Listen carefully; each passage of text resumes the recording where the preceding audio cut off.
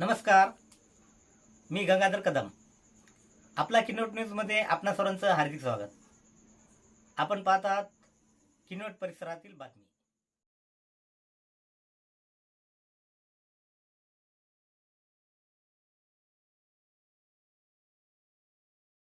होते आणि बाबासाहेब आंबेडकरांची कंडिशन कशी होती त्यावेळेला, हा विषय फार महत्वाचा आहे. कारण आज देशामध्ये ओरड होते बाबासाहेब आंबेडकरांनी संविधान लिहिलं नाही, असा बेवकूफ मिश्रा असा सांगतो की या देशाचं संविधान लिहिलं नाही. आणि म्हणून बाबासाहेब आंबेडकरांनी संविधान लिहिता लिहिता एकही दिवस आराम केला नाही. 48 तास 72 तास डॉक्टर बाबासाहेब आंबेडकर सतत एका जागेवर बसून त्या संविधानाचं सर्व प्रास्ताविकासह 395 कलम आणि 9 परिशिष्ट त्यावेळच्या आणि आताचे 12 परिशिष्ट असं संविधान या देशाला प्रदान केलं. आणि मग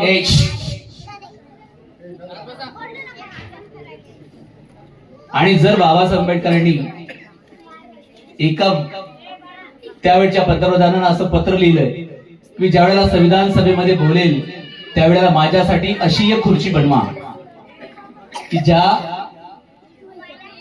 संसदमध्ये मी 3 तास बसू शकेल. कारण बाबासाहेब आंबेडकरच्या पाठीवर आणि पायांवर इतके मोठे फोड होते की बाबासाहेब आंबेडकरच्या पाठीवरचे आणि पायांवरचे फोड केव्हाही फुटू शकत होते. ज्या वेळेला बाबासाहेब बोलत होते संसदेमध्ये त्यावेळेला बाबासाहेब आंबेडकरांच्या पाठीवरचा फोड फुटला आणि बाबासाहेब रक्तबंबाळ झाले. ज्या वेळेला बाबासाहेब रक्तबंबाळ झाले, बाबासाहेब आंबेडकरांच्या सुटामधून रक्त ज्या वेळेला खाली पडायला लागलं त्यावेळेला नानकच्या दत्तू बाजूला उभे होते. बाबासाहेब आंबेडकरांना नानकच्या दत्तू म्हणतात, बाबासाहेब खून बह रहा है. बाबासाहेबांना ऐकलं नाही. बेफना बाबासाहेब बोलते गए, दुसराही फोड फुटला, तिसराही फोड फुटला. बाबासाहेब बोलत होते आणि बिनधास्त बोलत होते. हे संविधान सभेचं शेवटचं भाषण बाबासाहेब आंबेडकरांना श्रद्धांजली म्हणून आपण आणि बाबासाहेब आंबेडकर या देशाला संविधान दिलं त्या संविधानाची प्रिंबल अर्थातच प्रास्ताविका, ज्याला आपण प्रास्ताविक म्हणतो संविधानाचं, त्यावेळेला संविधानाचे प्रास्ताविक करताना बाबासाहेब म्हणत होते की या देशाचं प्रास्ताविक सुरुवात कुठून करायची. दादा यांना हे माहित असायला पाहिजे म्हणून बोलतोय. सुरुवात कशी करायची? कोणी म्हटलं देवापासून करा, कोणी म्हटलं धर्मापासून करा. याच्यावरही मतदान झालं आणि देवांना 43 मतं पडले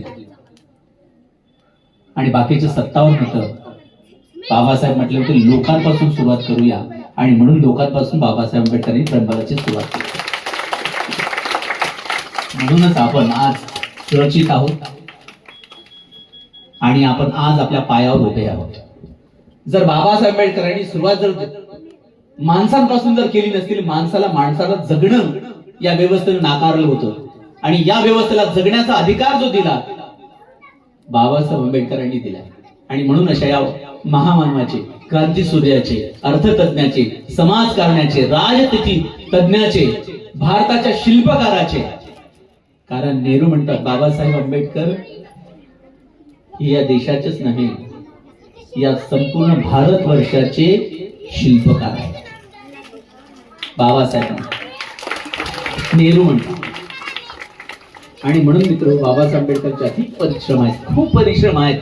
तुम्ही एक 50 जर वाचला बाबासाहेब आंबेडकरच्या पुस्तकांचा तर तुम्हाला प्रत्येक पान तुम्हाला वाचता येणार नाही. तुमचा हंबरडा छाती भरून येईल आणि तुमचा हंबरडा फुटेल. आणि म्हणून अशा महामानवाचा आज आपण संविधान गौरव दिवस या ठिकाणी संविधानाचा जागर हा कार्यक्रम सादर करतो आहे. आमचे मित्र माझे दादा आदरणीय विनोदजी वर्णे यांनी या ठिकाणी मला संधी दिली. इथं मला वाटते राहुलजी कांबळे आहेत मुंबईकर. येस, तर अशा या आम्हाला मुंबईला कार्यक्रम द्या, आम्ही येऊ तुमच्या पाठीमागे. आणि हे लहान नाही, त्याला हात स्टँड करा असा.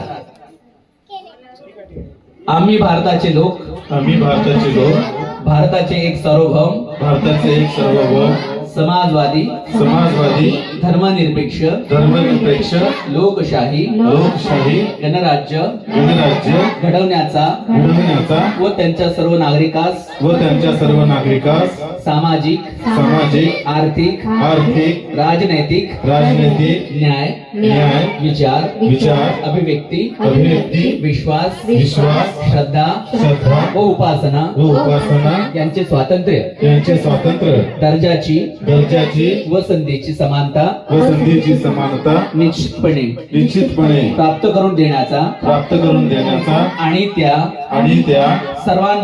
सर्वांमध्ये व्यक्तीची प्रतिष्ठा व राष्ट्राची एकता आणि एकात्मता यांचे आश्वासन देणारी बंधुता प्रवर्धित करण्याचा संकल्पपूर्वक निर्धार करून आमच्या संविधान सभेत आज दिनांक 26 नोव्हेंबर 1949 रोजी याद्वारे हे संविधान अंगीकृत आणि अधिनियमित करून स्वतःप्रत अर्पण करीत आहोत.